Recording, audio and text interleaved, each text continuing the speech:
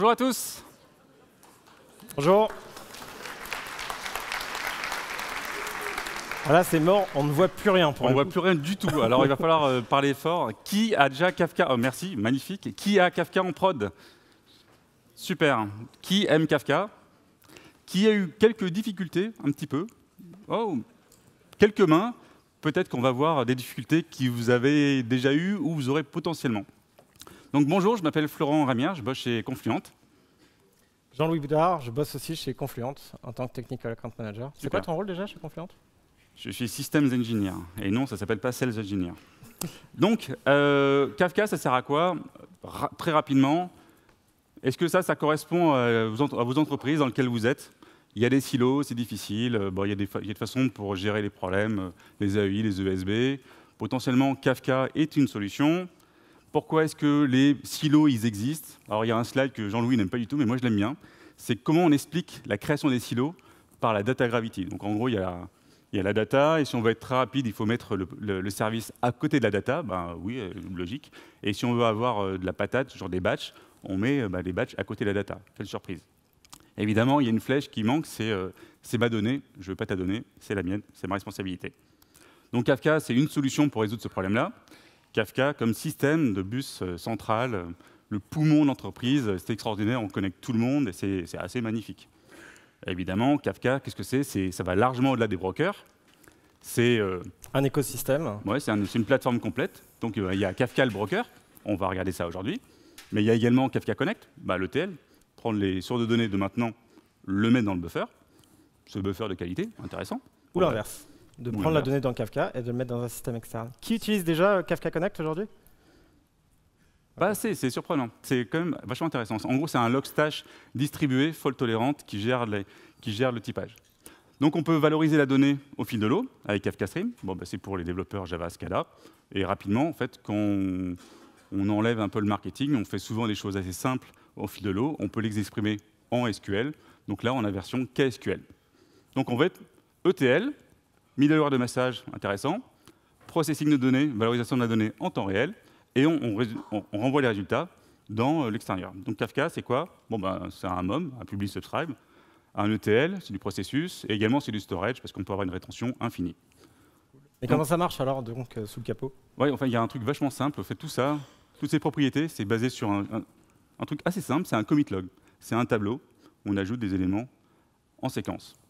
Donc il y a les ordres, les machins, etc. Et il y a une propriété qui est vachement chouette, c'est que chacun peut se mettre à un endroit du tableau et lire à sa vitesse. Donc, par exemple, Fred, ça pourrait être, je mets dans mon HDFS ou S3. Georges, ça pourrait être le monitoring, Sally, l'observabilité, ou faire du métier, des trucs comme ça. Donc, il y a des propriétés qui sont super dans Kafka. Qui reconnaît des propriétés qu'il aime dans Kafka, là-dedans? Alors, la scalabilité. Alors, là, il y a Nicolas chez Criteo. Tu as combien de messages par seconde? 8 millions par seconde. OK. OK, c'est assez riche. Ça, c'est fait. Oui, ça, c'est fait. Il est juste là. La rétention, on peut avoir des rétentions très grandes, potentiellement infinies quand on fait de l'event sourcing. Qui fait de l'event sourcing? Ou du CQRS-ES? Très bien, c'est très efficace. La sécurité, évidemment, quand on est une banque, la sécurité, c'est non négociable, et blablabla, etc. Donc, en gros, Kafka, c'est magnifique, c'est parfait, la plateforme, elle est top. Il y a la durabilité aussi. La durabilité, évidemment, parce que sinon, dev nul, c'est plus rapide. Qui préfère dev nul à Kafka? Personne, on est d'accord. Bon, bref, c'est parfait. Et donc c'est pattern, anti-pattern, c'est ça? C'est ça. En fait, en clair, on va vous expliquer comment foirer un projet avec Kafka. J'espère que vous ne vous reconnaîtrez pas là-dedans. Ouais. C'est malheureusement pas si simple de déployer Kafka en production. Mais je pense qu'il y a un tabou qu'il faut enlever. Ça sera la même chose avec d'autres systèmes distribués. Ça sera les mêmes mots, mais ça sera toujours les mêmes concepts. De la durabilité, de la réplication, des problèmes de timeout, des problèmes de synchro. En durabilité, oui, on est d'accord que dev nul, c'est tout pourri. Donc on veut faire, quand je mets ma donnée, il faut que ça soit vraiment durable. C'est-à-dire, si c'est la merde, ma donnée, elle est là et c'est garanti, tu es d'accord? C'est exactement ça. Donc l'un des premiers fails que nous, on voit de manière récurrente, c'est de ne pas penser à la durabilité à l'intérieur de nos applications quand on pense à Kafka. D'après vous, ça peut correspondre à quoi, ne pas penser à la durabilité? Moi, je pense que ça ressemble un peu à ça. C'est, ouais, Kafka y pourvoir. s'il te plaît, réplique-moi la donnée, ça va bien se passer, on va perdre aucun message. Donc dans la vraie vie, on publie des messages, on a déployé un broker et on envoie le message à l'intérieur de Kafka. Mais qu'est-ce qui se passe si un broker tombe? Ah mais ça, c'est la vraie vie. Hein. Qui n'a jamais de problème en production? Oh, il n'y a pas de main. Oh, ceci dit, j'espère que vous ne déployez pas qu'un seul nœud en production, sinon vous auriez des problèmes. Attends, excuse-moi. Attends, c'est un peu bizarre. Tu as envoyé la donnée là, dans ton Kafka, et si le broker il est tombé, mais à mon avis, il va remonter, donc j'imagine que ça a flushé sur le disque, non? C'est pas acide ton truc? Dans Kafka, en fait, ce qui permet d'aller vite, c'est qu'on écrit dans le patch cache de l'OS. Donc ça, c'est chouette. Et ça veut dire qu'on n'écrit pas forcément sur le disque. Et donc, si on n'a qu'un seul nœud et qu'on a notre acquittement, qu'est-ce qui risque de se passer? On va répondre oui à notre producteur, on va avoir notre acquittement, on pense avoir la durabilité, mais si ce nœud-là tombe, on a de la perte de données. Alors, en général, dans la vraie vie, on ne met pas qu'un seul nœud, on met quelque chose qui existe dans à peu près tous les systèmes distribués, on met de la réplication. Donc c'est super simple, on va créer des partitions dans Kafka, le vecteur de scalabilité, sur nos topics.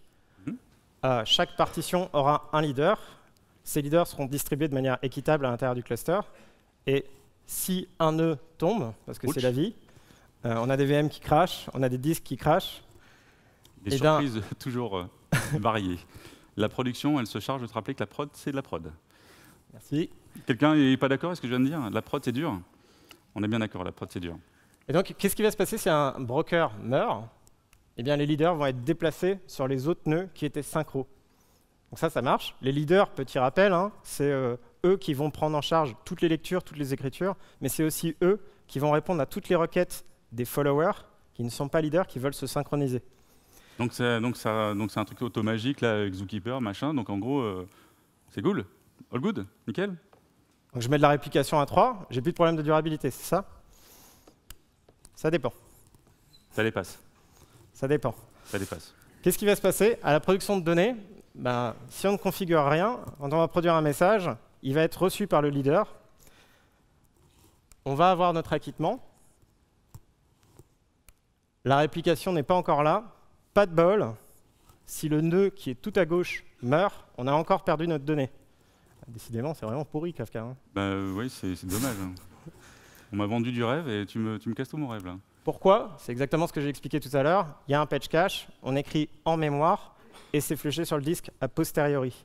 Donc c'est pas très grave si on a une réplication, si on a une réplication de 3, et si tout se passe bien, nos réplicas vont régulièrement se synchroniser et venir récupérer cette donnée, même si elle est dans le patch cache et qu'elle n'a pas été encore flushée. Mais statistiquement, il y a quand même peu de chances qu'on perde tous les nœuds en même temps. Petite 2 secondes, si le broker de Nicolas vont aussi vite, ont une scalabilité de patate, c'est parce qu'en fait, on fait quasiment tout en RAM. Et bien, la durabilité, c'est bien la réplication. Donc potentiellement, c'est la RAM de l'autre. Donc jusque-là, j'imagine que ça ne doit pas être une surprise pour beaucoup de gens ici. On peut configurer l'acquittement au niveau de Kafka. Par défaut, on a un acquittement qui est dit de 1, ou autrement dit, acquittement leader. C'est ce qu'on a vu précédemment. Le leader va nous répondre OK, mais les réplicas n'ont pas encore forcément la donnée. Alors moi, j'ai lu la doc, marqué quand tu fais hack all, ça marche. C'est vrai. Il y a aussi un autre type d'acquittement. Attends, il est marqué hack all. Il y a aussi un autre type d'acquittement. Non, mais il est marqué hack all, donc ça marche. Hack all, ça marche. Cool. L'autre type d'acquittement, donc c'est all. On va produire de la donnée. Le leader reçoit de la donnée. On va attendre que les réplicas se synchronisent avant de donner un acquittement à nos producteurs. Donc on ne déclenchera pas la callback du producteur pour dire c'est bon, on a reçu le message et on ne pourra pas envoyer les nouveaux batchs de messages. Donc qu'est-ce que ça veut dire? Ça veut dire qu'on est safe. On est d'accord? Banzai. Qui a mis hack all et se sent en confiance à ce moment-là? Moi, je mets hack all, parce que si on ne met pas hack all, c'est dev nul, c'est plus rapide. Bon, jusque-là, je pense que tout le monde était d'accord. Oui, je suis d'accord aussi. Mais qu'est-ce qui se passe? On a le droit de perdre un broker. Parce que c'est la vie, on a le droit de les upgrader, on a le droit d'avoir un disque qui pète, on a le droit d'avoir des problèmes réseau ou autres. Mais à ce moment-là, pas de problème, on a toujours notre acquittement. Parce que si vous regardez bien la définition du acquittement all, c'est qu'on souhaite que la donnée soit répliquée sur tous les réplicas synchro. Notez bien le in-sync réplica. Ça veut aussi dire que si je perds un deuxième broker, c'est toujours bon. Et là, c'est un peu plus surprenant, non? Vous avez une idée de pourquoi? Bon, moi, je me sens comme ça quand j'ai appris ça. Il y a une propriété à l'intérieur de Kafka qui s'appelle le min in sync replica qui est par défaut réglé à 1. Donc tous les projets qui ont configuré hack all en se disant c'est bon, je vais perdre aucun message, j'ai mis la replication factor à 3, bah, vous êtes potentiellement dans ce cas-là. C'est-à-dire que vous pouvez perdre 2 de vos nœuds et rester sur le nœud qui a reçu la donnée. Et si pas de bol, parce que comme Florent le disait, quand il y a des emmerdes en prod, on les a en pagaille, si ce nœud meurt à ce moment-là, on a perdu notre donnée. Si attends, j'ai fait hack all et par défaut, j'ai pas ce que je veux. C'est quand même un peu pénible ton truc. Ouais. Donc, ce qu'on vous recommande, c'est de configurer le min ISR pour avoir un petit peu de tolérance. Donc, si ISR, c'est in sync replica, c'est ça? Tout à fait. Donc, si on a une replication factor de 3, on va mettre un minimum à 2. On aura le droit de perdre un nœud, parce qu'on a le droit de faire des opérations de maintenance, sinon les ops ne vont pas être très contents. Et si on a moins de 2 nœuds disponibles, à ce moment-là, on recevra une exception dans notre producteur qui nous dira « Désolé, il n'y a pas assez de réplica ». Donc, c'est génial, on a réglé notre problème de durabilité. Vous êtes d'accord? Qui a appris un truc, là, maintenant, déjà? Oh, beaucoup de mains. Vous êtes d'accord? C'est quand même assez surprenant. Il y a d'autres anti-patterns qui vont arriver. Donc, comment ne pas foirer son projet en production? Règle numéro 1, configurer l'acquittement. Ça peut être important. Et configurer les min-in-sync replica si on s'inquiète de la durabilité de la donnée. 2 propriétés, vous avez déjà gagné votre heure. Et bien sûr, les valeurs par défaut, elles font sens par défaut dans Kafka parce que une grosse partie des usages, c'est de gérer un cas d'usage à faible latence. Et si par exemple on a un throughput de malade comme Monsieur de Criteo, probablement qu'on va devoir faire des trade-offs en termes de durabilité. Bon, on a un ingénieur, on fait des trade-offs, quelle surprise. Un deuxième problème qu'on voit de manière récurrente, c'est aussi le déploiement multi-région, multi-data center. Alors, excuse-moi de te reprendre encore comme exemple, mais chez Criteo, vous êtes déployé un petit peu partout dans le monde. On pourrait en parler pendant des heures avec des data centers qui seraient à Dublin, à Lille, en Australie, aux US. Mais malheureusement, ça pourrait être un talk qui dure 3 heures. On ne va pas avoir le temps de couvrir ce sujet. Si vous voulez qu'on en discute un peu plus, je vous invite à aller lire le white paper de Confluent sur ce sujet-là ou à venir discuter avec nous a posteriori. C'est 27 pages. Donc il y a vraiment plein de sujets à regarder. Si vous êtes dans ce cas d'usage, je vous recommande vraiment d'aller regarder ça. C'est gratos, c'est sur le site. N'hésitez pas. Donc on a parlé de production de messages, mais on a aussi quelque chose qui doit émerger. Moi, je vois de manière récurrente chez mes clients, je mets hack 1 parce que j'ai envie d'aller plus vite, je vais gagner en latence. C'est faux. Comment ça, c'est faux? C'est faux. Hein? En fait, dans Kafka, un consumer ne lira la donnée que lorsqu'elle sera committée. Et quand est-ce qu'une donnée est committée? Eh ben, il y a un mécanisme en interne. À chaque fois qu'on publie de la data, elle est reçue par le leader, c'est ce qu'on a vu tout à l'heure. Ce leader va storer dans son page cache et mettre un petit flag pour dire « j'ai besoin d'attendre que mes camarades se synchronisent ». Il a un espèce de fichier de checkpoint qui lui sert à savoir où il en est si jamais il crache. Et dans ce fichier de checkpoint, il y a un watermark, il y a un indicateur qui nous dit « voilà le dernier état safe et consistant ». Qui connaissait le mot watermark dans Kafka? Pas beaucoup. C'est surprenant, non? Anti-pattern. Donc, pourquoi est-ce que c'est important? Parce qu'en fait, ce watermark ne bougera que lorsqu'on aura atteint l'ensemble de la réplication, et ce, qu'on mette hack all ou pas. Donc, tous les projets qui pensent qu'en mettant hack 1, ils vont aller plus vite et ils vont gagner en latence end-to-end, c'est faux. Quoi qu'il arrive, on aura toujours notre réplication à 3 qui se passera, et on attendra d'avoir notre high watermark qui bouge pour pouvoir consommer de la data. Bon, okay, donc, ça fait sens, quoi. Toujours le même sujet. Si vous voulez des détails sur la partie durabilité, c'est des trade-offs. On peut en discuter a posteriori. Je vous invite à lire ce magnifique white paper sur l'optimisation des déploiements Apache. C'est 4 pages. On va vous parler de Linger, du max byte, des buffers, etc. Vous choisissez. N'oubliez pas la compression à pas cher. Vous pouvez réduire votre consommation réseau, disque, multiplié par la rétention. À pas cher, 4 pages. De bonnes idées à regarder. Mais j'ai envie de dire que ça, c'est déjà des choses que vous avez déjà probablement découvert par vous-même, si vous vouliez avoir un petit peu de throughput. Donc on va essayer de passer sur les autres sujets. Quelque chose que je vois de manière récurrente, moi, chez mes clients, c'est les projets qui pensent qu'au cas passant. Ça va marcher, ça va marcher. En fait, on serait un petit peu comme ça en tant que dev. Hein. Moi, je ne connais que le feu, donc tout va bien se passer. Donc concrètement, qu'est-ce que je vais faire? Je vais produire des messages. Ils vont arriver sur les leaders, ils vont se répliquer, ça va bien se passer. Dans la vraie vie, ce qui va se passer, c'est qu'on aura des crashs, mais ça arrive. C'est pénible à faire casser tous les trucs. On aura des crashs, ça arrive. Ça peut être des crashs au niveau des brokers. Et dans ces cas-là, je vous invite à récupérer l'exception à l'intérieur de votre application et à avoir une gestion d'erreur. Ça sera important. Et typiquement, quand vous avez une erreur, j'imagine que vous avez probablement envie de me dire « ce message avait une importance, donc on va vouloir le redélivrer ». On peut faire un retry, un truc comme ça, non? Ne réinventez pas la roue, lisez la doc, ça serait pas mal. Le nombre de projets que j'ai vus qui avaient réimplémenté leur propre mécanisme de retry. Il y a un mécanisme de retry built-in à l'intérieur de l'API producer. Elle permet de réémettre les messages en cas d'erreur retryable. Qu'est-ce qu'une erreur retryable? Un timeout exception, une erreur de socket, un leader qui a bougé, des métadatas qui ont changé. Par défaut, ce réglage, il est à 0 dans les vieilles versions du client. Ça veut dire quoi? Si on a une exception, message perdu. Alors, on a mis hack-all, on a mis mini-SR. C'était pénible. Hein. C'est chiant, en fait. Ouais. Bon, dans les nouvelles versions de Kafka, si vous utilisez Kafka 2.1 ou supérieur, cette valeur elle a été passée à infini. Ça va marcher alors, infini. Donc ça marche beaucoup mieux. Personnellement, je vous recommanderais retry infini. Moi, j'ai des clients qui ont peur de retry infini, parce que boucle infini, oulala. Donc ils ont fait des règles. Après, c'est retryable, donc c'est Ils ont fait des règles de retry 5 fois, toutes les 100 millisecondes.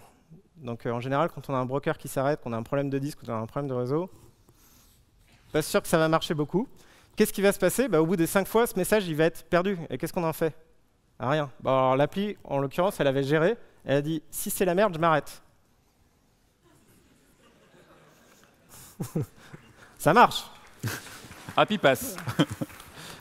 Mais l'équipe d'Ops, elle était beaucoup moins contente, parce qu'après avoir galéré pour remonter le cluster, il faut maintenant qu'elle restarte tous les producteurs de la boîte. Ouch. Donc, configurer les retries, c'est important. Qu'est-ce qui va se passer quand on va avoir un retry? On va pousser un message. Si jamais on a un timeout, imaginez une micro-coupure entre nous et le leader, ou juste le leader qui est tombé. Ça marche, ça, au moins? Ça marche. Okay. Ça fonctionne. D'accord. Donc c'est bon, on peut arrêter avec la production des données? Là, on est à peu près safe. Okay. Donc on va réémettre le message, et on va avoir notre acquittement, et donc maintenant on est content. Tout le monde est d'accord? On est content? Donc moi je vous recommande plutôt de mettre une valeur infinie, parce qu'il y a une back pressure interne à Kafka. Vous avez déjà dû voir qu'il y a un buffer memory. Au bout d'un moment, quand il n'y aura plus de place dans le buffer, parce que tous les messages seront en attente de delivery, l'API deviendra bloquante, et attendra que le tuyau se désengorge. Mais le retry, ça amène un nouveau type de problème. Non, c'est bon, arrête. Putain, c'est chiant, il va falloir réfléchir dans ce talk. Ouais. Qu'est-ce que ça peut amener comme type de problème un retry? Vous avez une idée? Attends, mais est-ce qu'on ne peut pas potentiellement dupliquer de la donnée, un truc comme ça? Moi, je pense qu'on duplique de la data. Qui peut dupliquer de la data et c'est gratuit au boulot? Ok, on est d'accord. Alors, si on est une banque et qu'on fait des transactions financières et qu'on a récupérer de l'argent de Florent. Est-ce que vous pensez qu'il va être content si on traite cet ordre plusieurs fois? Non, mais l'inverse, je veux bien, mais pas là. Non, ça, je suis pas d'accord. Ok, on est d'accord.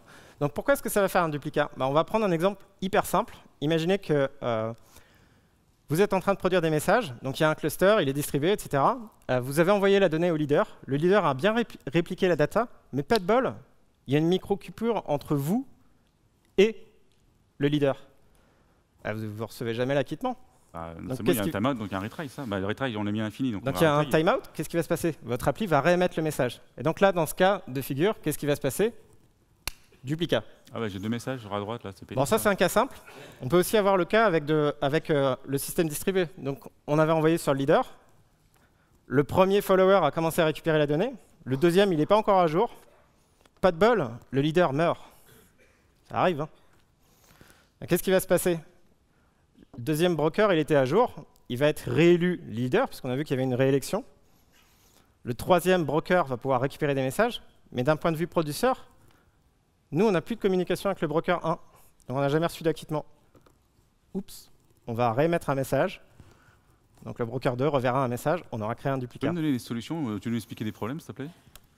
C'est facile. Pour régler ce problème, il faut activer l'idempotence. Donc, c'est un paramètre, un booléen, qu'on peut activer au niveau du producteur. Par défaut, il est à false. Putain, tes default value, franchement, elles commencent à être un peu pénibles. Hein. Donc, regardez la doc, parce que c'est un... OK. Non, et c'est bon, ma donnée, elle est set in stone, elle n'est pas dupliquée, c'est bon, on peut avancer, s'il te plaît? Elle est set in stone, c'est bon, on a mis l'idempotence. comment est-ce que ça va fonctionner? En fait, quand on active l'idempotence, l'API va se charger de créer un UUID, en fait un producer ID, qui va être envoyé dans le message. Du coup, le broker va pouvoir regarder s'il a déjà vu ce message passer et ignorer le duplicat, et ce, qui soit leader ou réplica. Donc finalement, plus de problème. Cool. Ah, c'est bon. Donc qui a appris des choses jusqu'ici? Sur les personnes qui faisaient déjà du Kafka et qui avaient déjà des Kafka en production, qui a la petite goutte de sueur sur le front à ce moment-là? Ok, cool. J'ai vu beaucoup de gouttes. Donc, comment ne pas échouer? Si ça fait sens et que ça pose problème pour vous dans votre application de gérer des duplicats, il faut activer l'idempotence. Bon, tu vas m'expliquer encore d'autres problèmes. Ça va me saouler. Vas-y. Qu'est-ce qui va mal se passer? En fait, on a parlé de problèmes à la production, mais qu'est-ce qui peut nous arriver maintenant? On va avoir des erreurs à gérer. Et on peut aussi avoir un problème de consumer qui n'est pas idempotent. On a parlé d'idempotence au niveau de la production de données, mais tu vas me saouler également sur les consommateurs.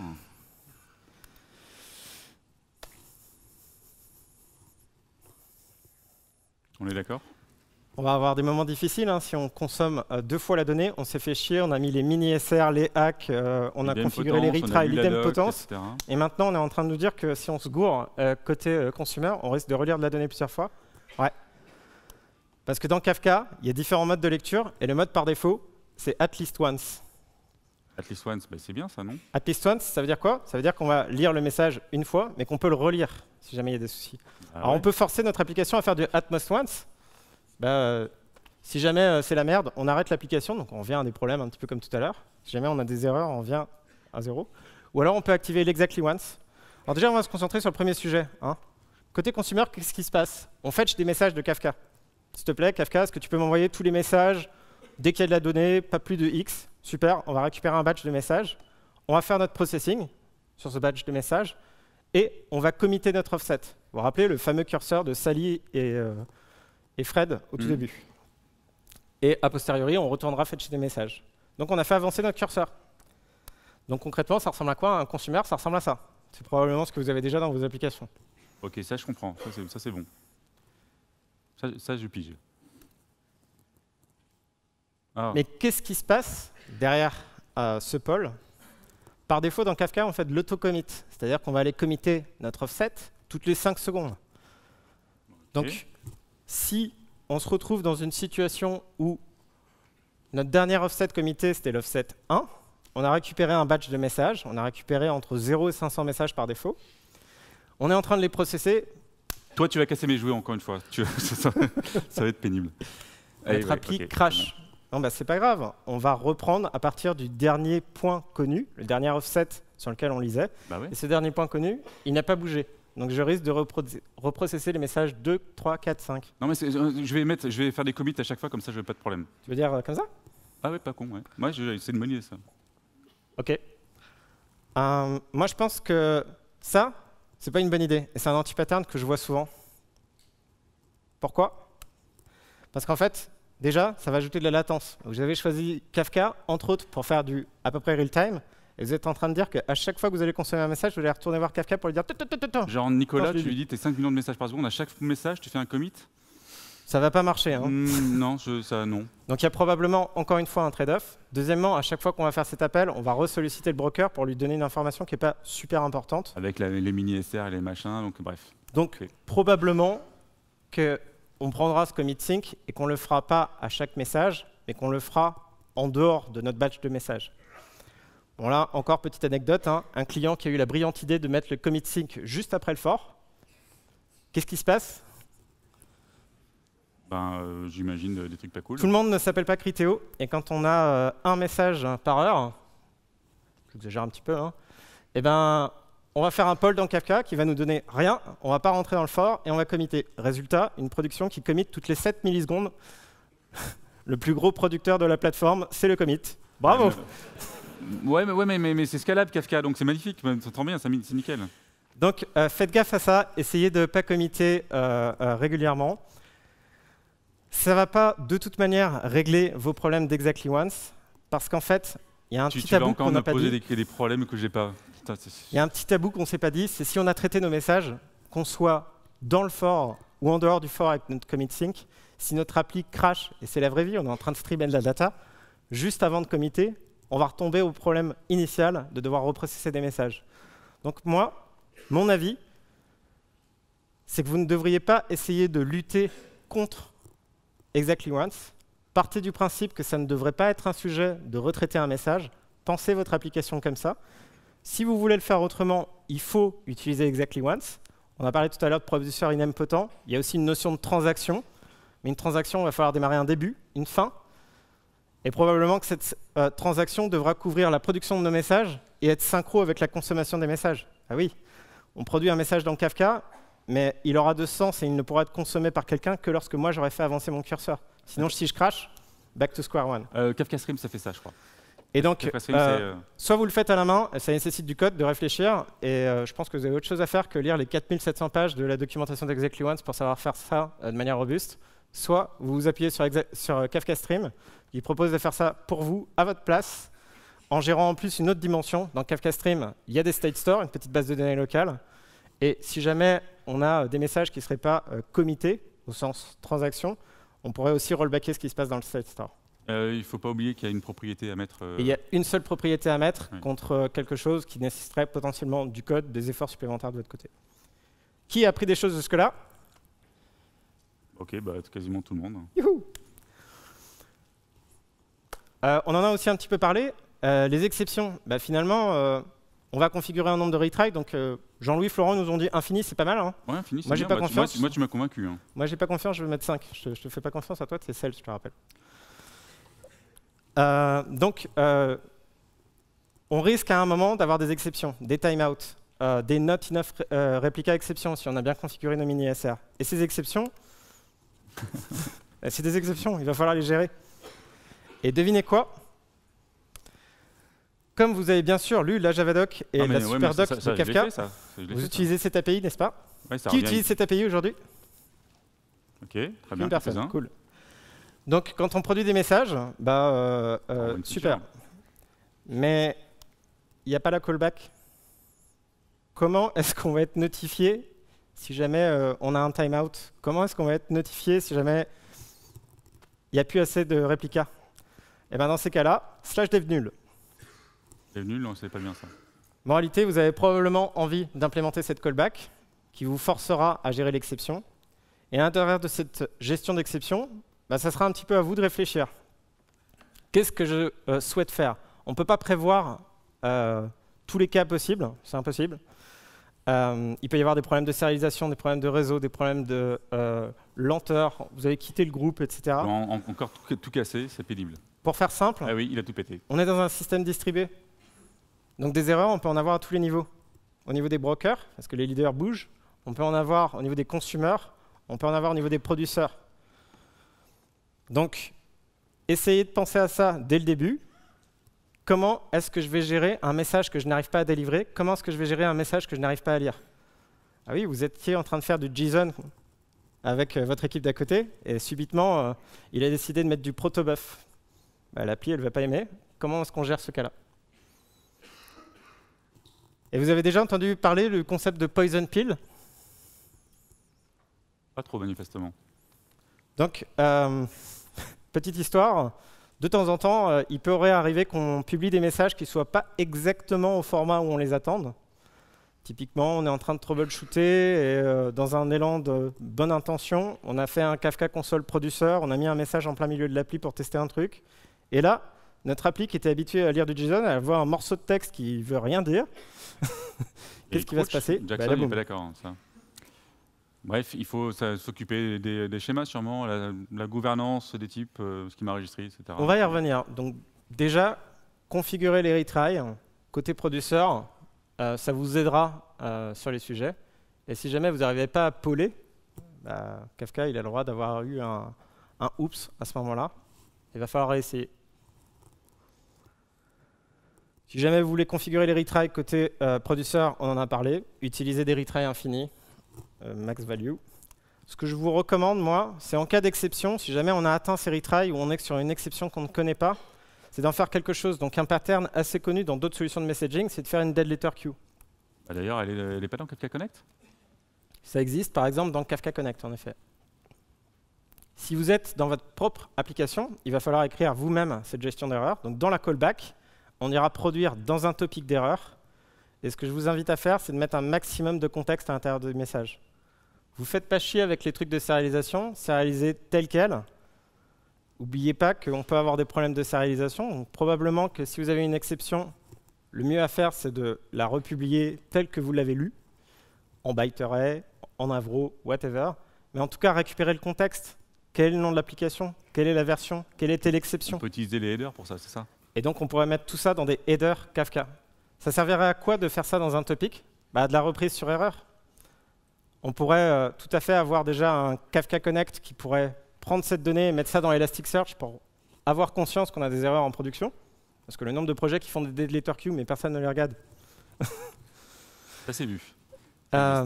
Deuxième chose, on pourrait faire de la reprise sur erreur. On a détecté qu'on avait droppé 7 millions de messages dans telle version de l'application. On va pouvoir relire ce topic et aller filtrer sur toutes les erreurs dont le header contiendrait blabla version X. Ah, ça, c'est ce que je fais en général, ça. Ignore and continue. Ouais, easy.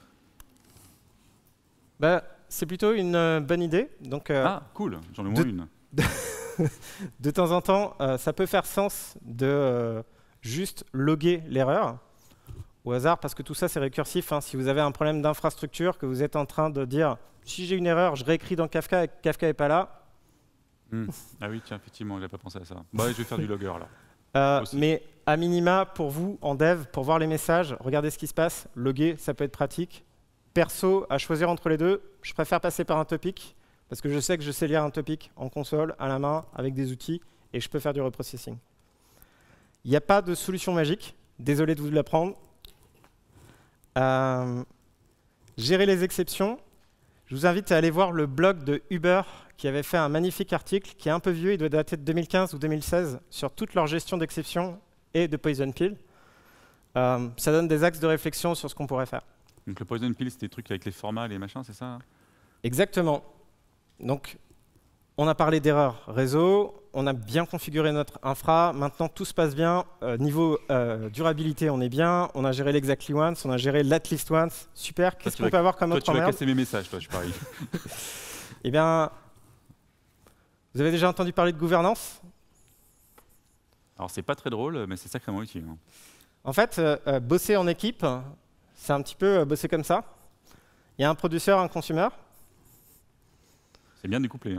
Ça fonctionne bien si on est dans le même projet et qu'on est dans la même équipe. Mais l'une des propriétés fondamentales de Kafka, c'est d'essayer de découpler les producteurs et les consommateurs. C'est de faire de l'observabilité, c'est de dire que la donnée qu'on a produite pourra être réutilisée par quelqu'un. Vous avez offloadé de la data d'un mainframe, elle est accessible maintenant. On va pouvoir la donner à quelqu'un d'autre. JSON, j'aime bien. Vas-y, mets-moi du JSON. Et donc, cette donnée, si on la produit sous un certain format, qui utilise JSON aujourd'hui? Moi, perso, je kiffe. Alors JSON, c'est super quand on est juge des parties. Mais qu'est-ce qui va se passer si on n'est pas dans la même équipe? JSON, c'est pas typé. Il y a le typage ici. OK. Donc, qu'est-ce que ça veut dire que c'est pas typé? On risque d'avoir une situation où, à un instant T, on produit des dates sous forme de string. C'est créatif. On a dit... la vie, quoi. Faut aller vite. Donc, on n'a pas vu qu'il fallait sérialiser les dates. Il n'y avait pas le besoin. Nos consommateurs sont contents. Et le business est rendu. Le business est rendu. Et on fait une V2 de notre application. Dans la V2 de notre application, on a changé le type parce qu'on s'est rendu compte que les timestamps, ça pouvait être utile.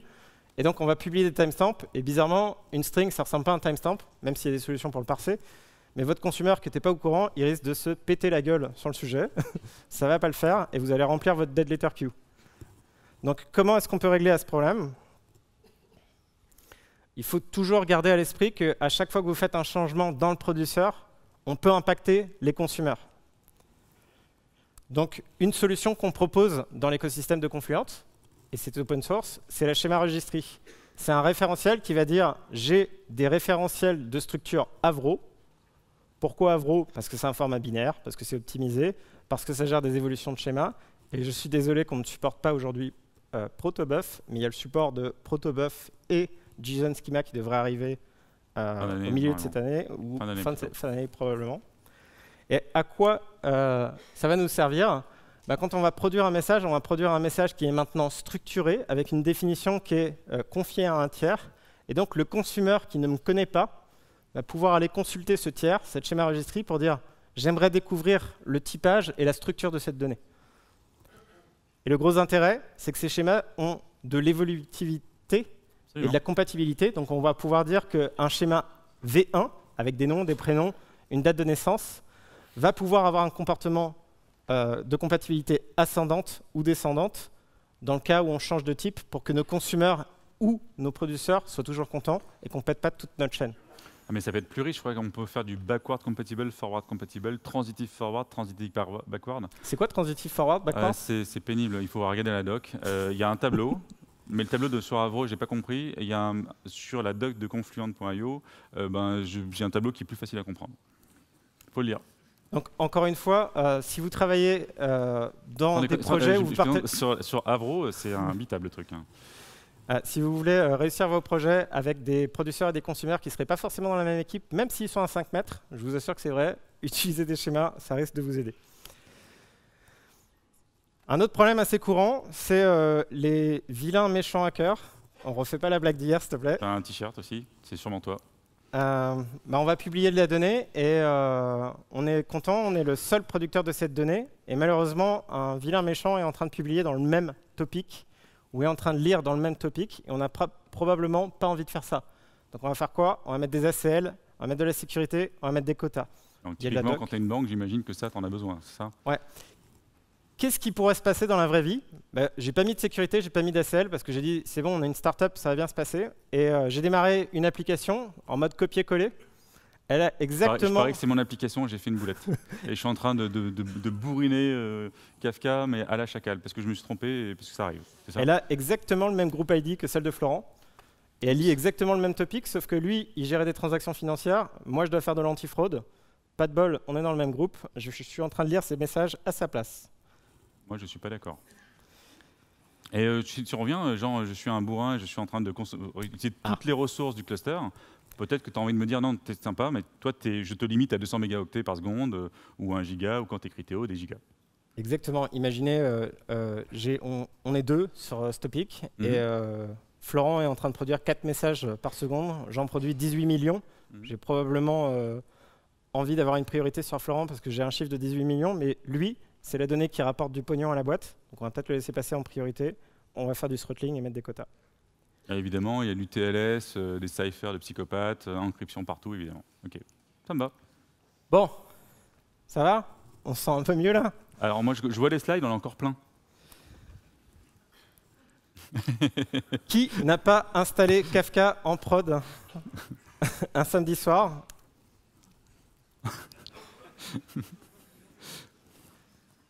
Faites gaffe, s'il vous plaît, le nombre de projets qui déploient Kafka, qui n'utilisent pas d'outils d'automation, qui installent à la main, qui n'ont pas des confs consistantes entre chaque broker, c'est la merde. C'est la merde. Oh, attends, pas des confs consistantes entre chaque broker? Wow, ça doit être piqué pour trouver le problème, ça. Ouais, donc imaginez qu'on ait mis une configuration par défaut, au hasard des permissions, la rétention, une rétention par défaut de 24 heures, parce qu'on était optimiste, on était un ops, c'était samedi soir, on était fatigué. Mais Jean-Louis, de toute façon, c'est l'infrastructure as code, hein, ça doit être un truc au poil. Et en fait, le métier vient nous dire non, il faut absolument fixer ce problème. Je l'ai fixé sur le premier broker, pas sur les autres. J'ai passé la rétention de 24 heures à 72 heures. Je suis super content, mais les deux autres brokers, ils ont toujours la rétention à 24 heures. Qu'est-ce qui va se passer? Ouais, ça, c'est pas très drôle en prod. On va appliquer la rétention sur le broker courant, pas sur les autres. Pas cool. Donc, faites attention à ça, regardez la doc, pensez à configurer votre OS. Attends, c'est Kafka, ça stocke de la donnée, donc c'est durable. Donc tu m'as expliqué qu'il y avait page cache, mais à un moment donné, il y a un fsync, donc il y a des trucs sur le fichier pour que ça soit vraiment durable, on est d'accord? Ah oui, mais c'est exactement ça, mon cher Florent. On produit de la data, donc on produit des fichiers. Alors déjà, tu as remarqué que j'ai galéré à la produire, la data. Hein.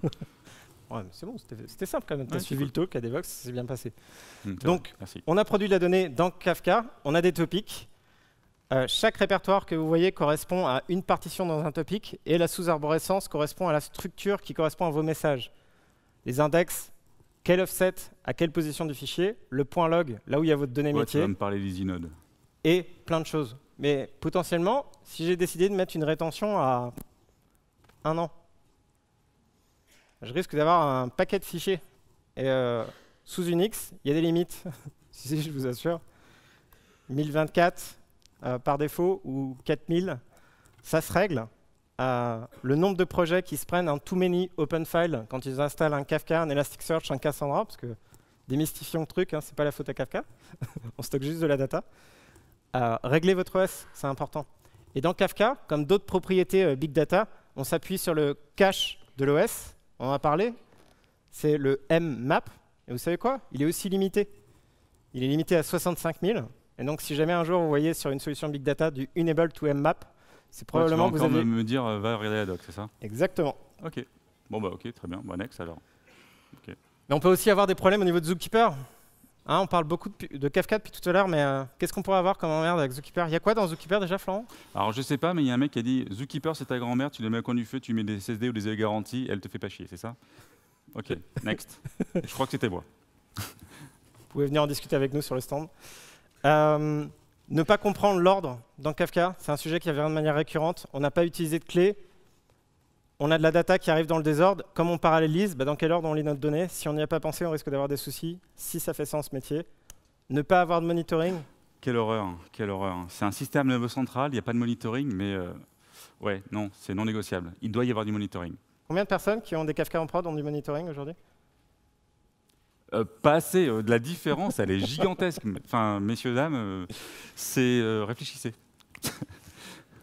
Mettre trop de partitions, ça n'a pas de sens. Est-ce que c'est une limite technique? Non. Mais est-ce que ça fait sens pour un projet qui traiterait 200 messages secondes d'avoir 10 000 partitions? Probablement pas. Est-ce que ça fait sens de mettre 64 partitions pour un truc qui gère 4 messages par seconde? Probablement pas. C'est quoi la réponse magique?